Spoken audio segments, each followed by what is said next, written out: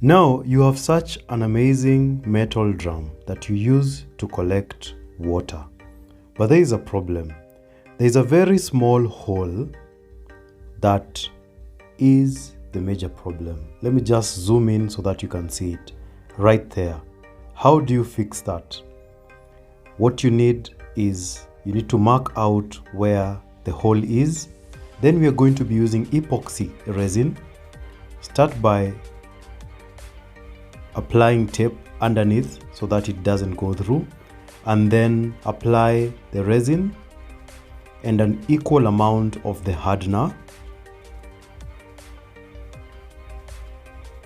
and then we are going to mix it evenly until it achieves the right consistency. And once you've done that, we are now going to apply a generous amount on top, directly on top of the hole, and apply as much as you can.